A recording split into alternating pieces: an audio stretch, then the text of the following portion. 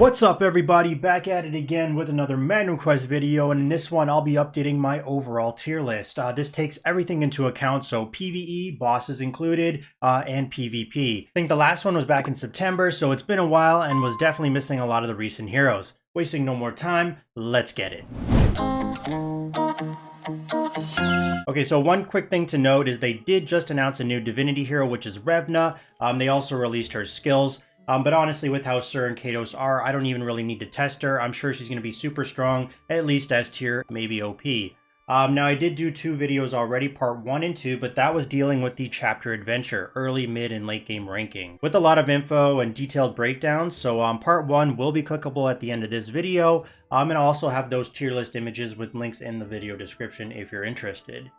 This list is an overall ranking, as I mentioned, so when you see these heroes in their respected tiers, just remember they may excel better at different areas of the game, such as boss DPSers, lockdown mechanics, buffers, debuffers, PvP, but I tried to average it all out. But feel free to leave comments down below with what you agree with or disagree with and what you would change. So bringing up the image, over here we have the OP tier. This means overpowered, must have, broken gods and goddesses, and the rest are simply just mere mortals. First up, we have Sir. Once you start investing into her star map, working on her ascension stars, and then if you're lucky you finish her star map, she deals an absurd amount of damage. She can tank, she can heal, she can buff, she can damage. She's just a must-have hero in basically all aspects of the game, PvE and PvP. Next up, we have Lycidas, aka Dracula. When he was introduced, he shook up the meta, I've said this before, basically replacing Fair. Fair is still used on occasion, but mid-late game, it's pretty much all about Dracula. I've seen players utilize him on Julian Puppet Boss, strictly to throw Harry behind him, so he's forced away and then doesn't deal damage to your team, but that's about it. His teleport of a frontliner, grouping up enemies, and ultimate with damage plus silence, makes easy work of the current content in the game. Moving over to Kados, surprise, it's the other rarefaction hero, but instead of Divinity, it is he's part of the Abyss. He moved up from S tier on my old list to OP, simply for the fact late game is everyone's goal, and he shines there. Currently, Kados is a late game busted hero due to his ultimate applying the silence effect, and then having hit ER on your rune or a mix between hit ER and attack ER makes it so he perma-silences the enemy for the most part. However, in the recent game announcement for the update on the 16th, they did say they're going to nerf the hit ER and attack ER stats. They didn't give the value, so I don't know how bad it is, but it's going to have to be a substantial amount for me not to use them. And then finally we have Ione. You're going to see her in every PvE setup simply due to her revival skill, Vines to the rescue. Having your heroes get an extra life or two depending on her level is ridiculous. One thing to note here is she isn't meant for bosses, but she can be utilized on the Julian Puppet Boss. To help with specific hero survivability like Cyan or Fabian. She gets that faction advantage and helps Cyan face tank Julian to keep your team safe since Julian is faced away, like I mentioned with Dracula. But the rest of PvE 100% needed. Now moving down to the S tier, which is often used as I refer to them. First up we have Fair. For PvP, he shines quite well here with his attack debuff, his taunt effect, knockback on his ultimate, plus is a direct counter to the ever-popular Dracula Kados arena defense. For chapter, adventure, and dungeon, his fatal attraction pull skill is basically what lands in this ranking, and he pairs up nicely with Gaia and Ares. Next up is Osishi. PvP, basically all the qualities you know about her regarding PvE can be translated to PvP, Lockdown Queen. Chapter, adventure, and dungeon, one of the best ultimates in the game in my opinion. The ability to sleep the entire enemy team, plus have another skill that confines the enemy with the highest attack, meaning immobilize them. And then she also gives your two strongest heroes a haste buff.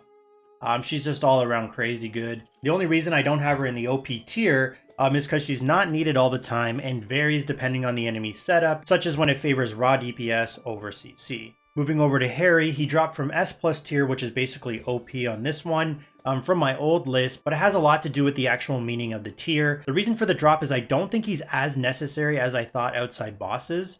Don't get me wrong, he does a great job. He's another hero that shook the PvE meta more so in terms of bosses due to his ultimate. The ability to give haste is a huge determining factor in the battle, and he gives attack plus haste, and he also applies an enemy haste debuff. For PvE bosses, one of the required heroes in a boss setup to reach your best potential damage in this game. For chapter, adventure, and dungeon, Regarding this, I still think he's great to have, but I find he's more situational, specifically on those stages where you need to start a DPS race against the enemy, where the longer the fight goes, it becomes too much, where the enemy setup has too much shields, too much potential heals, scenarios like that.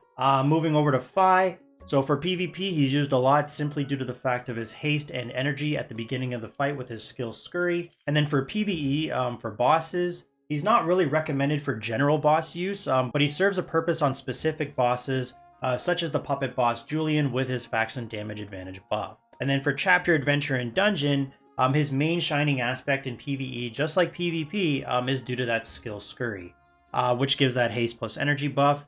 A lot of players here say invest in him, you'll see the damage. This is true, but it's way down the line, meaning level 300 plus with gold tier star maps. So it's a good idea and why I suggest to work on a star map early.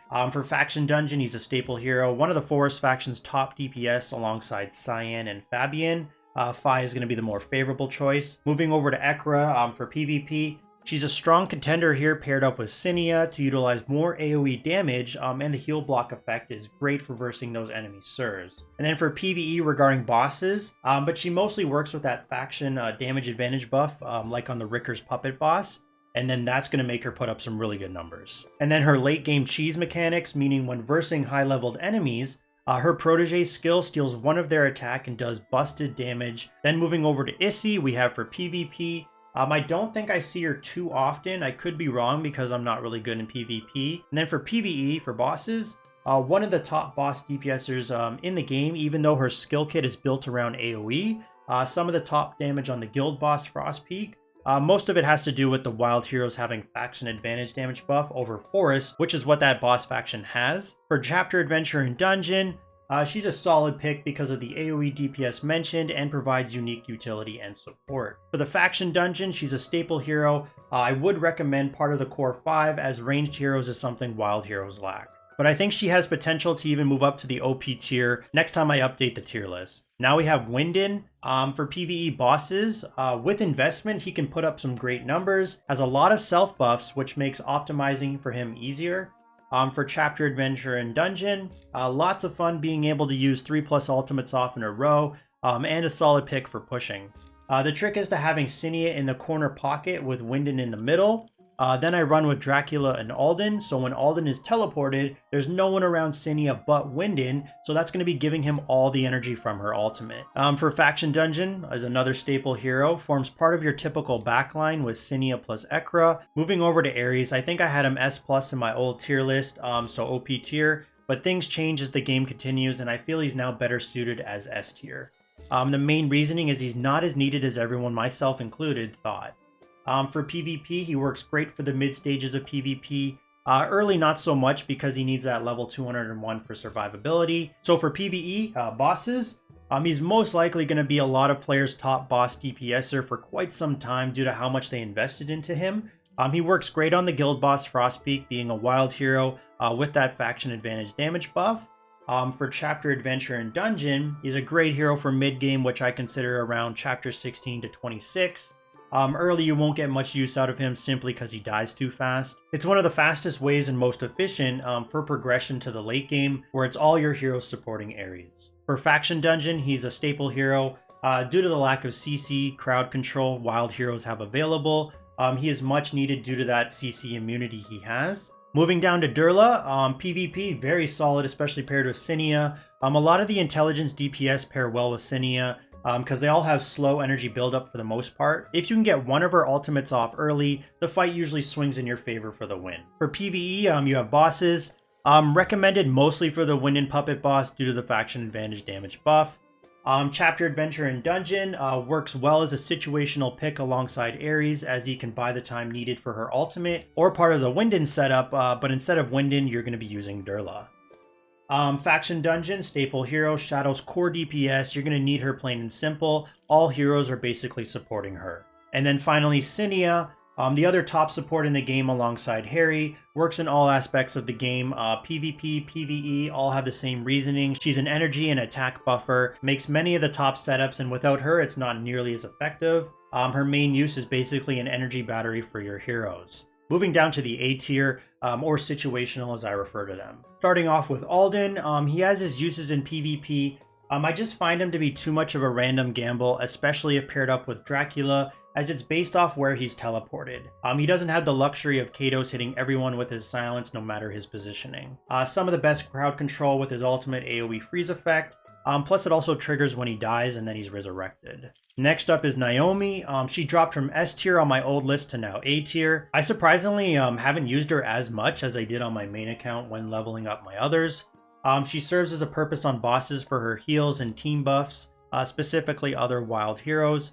One thing to note is the Awakened Demon boss Fafnir. You can use her ultimate to dispel his burn damage if timed correctly. She's only used situationally in Chapter Adventure if needed to dispel certain heroes' effects like Ares' Invulnerability or Arthur's shields. Now Viera, she recently seen a buff which brought her up to this ranking compared to B tier on my old list. One of the top boss DPSers due to how her skill kit works. But as for the other PvE content, I don't really use her. Honestly, I don't even really use her that much in Faction Dungeon because Durla does enough DPS. It's all about supporting her, and Viera tends to die too fast. Now we have Ilya. I never had this hero on my old tier list, so this is going to be new since he was introduced after.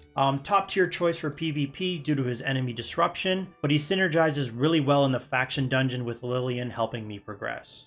Next up, we have Fang. I feel Fang overall needs the right setup to shine, whether that's PvP or PvE, meaning Lillian or probably Dracula. He's a staple hero in the Faction Dungeon though, and has carried me so far on my other accounts when paired up with Lillian. He rushes forward, putting him ahead of the others, making him Lillian's focus for her heals, attack buff, shield, CC immunity, energy. So yeah, a crap load of stuff given to him, which allows him the time needed to do the damage with his ultimate and then translate that into a shield. Next up, we have Amelia. She dropped from S tier on my old list to now A tier. For the simple reason is she is the weakest of the buffer supports and not used nearly as much as the others. I think for some she may still be S tier worthy. However, she is a staple hero in the dungeon, although she's not used all the time, because she can give haste to all your surrounding allies. So pairing her up with Phi, with his haste buff, it's just a lot of haste. She has CC with her skilled Goose Trick, and then like I said, she can also output decent damage. So now Cyan, he dropped from S tier on my old list to now A tier for the solid reason his purpose falls off quite fast, or better worded, not even needed if you're lucky enough to get other heroes like Dracula when pushing Chapter Adventure and Dungeon. I've seen good use out of him in PvP because of his utility he brings to the fight, being his ultimate taking an enemy off the battlefield, applying accuracy and attack debuffs when returning, as well as the skill can apply an energy debuff, so it's very valuable. The issue with bosses I have with him is his ultimate can't be fully utilized, and that's why I think he's such a valuable hero. He's a staple hero in the Faction Dungeon, as he is the other top DPSer besides Phi here, and he's also carried me through floors since the Forest faction has so much top tier support to back him up. And then finally we have Arthur. I feel Arthur can dabble in all aspects of the game, PvP and PvE, but he doesn't really excel at any of them. He always seems to die too fast to be able to utilize what I need him for, which is his shields and heals. He will, however, be your biggest help in bosses, specifically the Awakened Demons, and the guild boss, as you may outdamage your level, so to speak. That's why when you do upgrades, you find yourself dying sooner on the guild boss than you did previously. So Arthur can help, but it's a tough balance to find between doing good damage and then also surviving. But yeah, I think he's so-so. I do think he needs a buff. Now moving down to B tier, or his potential as I refer to them. I'm going to be cutting down my reasoning even shorter for these to save on video length because I can already tell it's going to be long. All the following heroes have dropped from A tier on my old list to now B tier. So for Auric, potential for damage, just much better options to invest into. So by the time you get around to working on him, he's not really needed anymore, and he's more of a situational pick. And then Flan, the problem I find with her is everything seems to be based off is her ability to get her ultimate off and then actually use effectively, which would be to defeat the target to start a chain reaction of potential resets. Now we have Carlotta. She fell off hard, especially in the Faction Dungeon, as she was mostly used for her jump at the beginning on the enemy target, but when Dracula was introduced, he changed the need for her. However, lately, I have been seeing potential boss damage numbers from her, so the rankings might change. And now Rickers, lots of CC in the form of stuns. He's a pure tank, probably the best tank in the game. It's just unfortunate you don't really need them. will be a staple hero in the faction dungeon and can do his job effectively at low ascension stars. And now Marielith, a staple hero in the shadow dungeon in my opinion, might not be used all the time, but you do want to have her ready.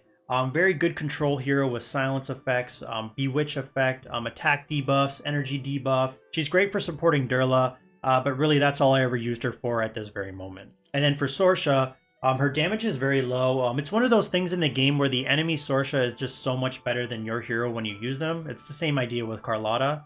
I do find her to be a staple hero in the faction dungeon simply due to her stun and weaken effect. She can be utilized at low ascension stars like Ricker's. Other than that, she's just buying time for my Durla with all her resurrections. And now we have Aloin. I've always not been a fan of her. She helps out early in PvE and PvP, but she just falls off super quick. You get her copies starting out, still one of the best healers in the game, but her Bewitch effect is just too random for my liking and depends a lot on the timing. So depending on what you have to work with, I can see her ranking being higher based off the player. And now we have Hista. So she dropped from A tier from my old list to now B tier simply due to her lack of use outside bosses. One of the top boss DPSers, actually the top boss DPSer on the guild boss Frostpeak. Like Issy, it has a lot to do with wild heroes having faction advantage damage buff over forest. I personally wouldn't recommend her in the faction dungeon for the same reasoning as PvP. She's just too squishy, she dies too fast. Ares and Issy is enough DPS. So now we have Gilla. So she dropped from S tier on my old list all the way down to now B tier. This was a pretty big drop, but she's just not good or popular anymore. And she's just not needed in the faction dungeon since melee heroes' survivability is very poor.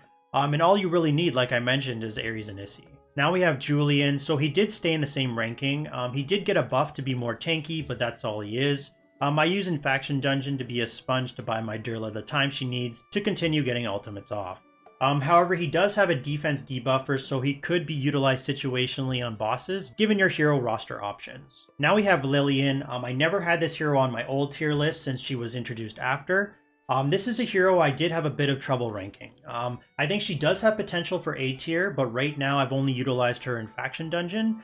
She works really well in the right setup as she provides a lot of positives to your hero. However, the biggest draw for me is it's limited to your hero that's the furthest away, plus her heals are all single target. Now we have Fabian. He's another hero that wasn't on my old tier list since he was introduced after.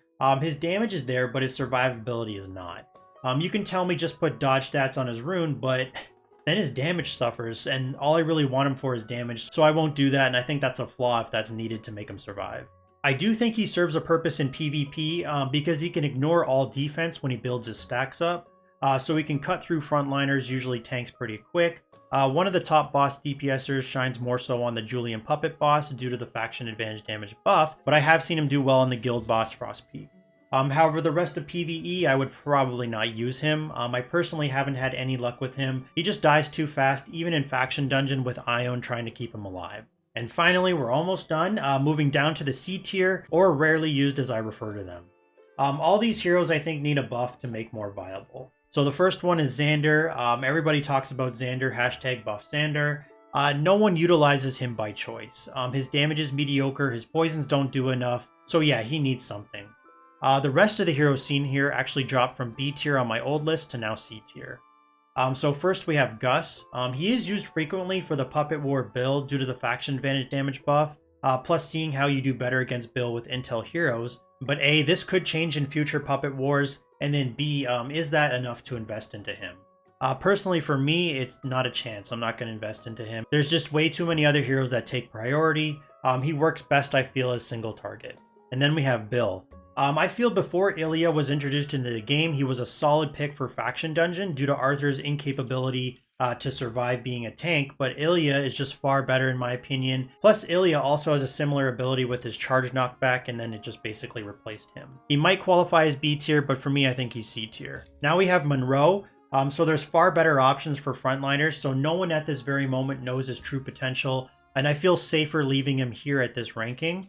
He does have a nice debuff and haste debuff though. He might also qualify as B tier worthy, but for me, I'm going to keep him at C tier. And finally, the last hero, Manton. I was going to bump him up to maybe even A tier based off the damage I saw, but after the bug fix, he's back to doing his mediocre damage. Like Julian, he does also apply a defense debuff, which could be utilized on bosses given your hero roster options. So hopefully this helps out any new players coming into the game, or anyone else interested in where I feel the heroes in the game currently rank overall. If you disagree with any of the hero rankings, be sure to comment down below in a positive manner. I'm always open to hearing feedback, plus I don't know everything and I'm learning new stuff all the time. As always, thanks for watching. Leave a like if you enjoyed the video, subscribe for future videos, and stay tuned for the next one.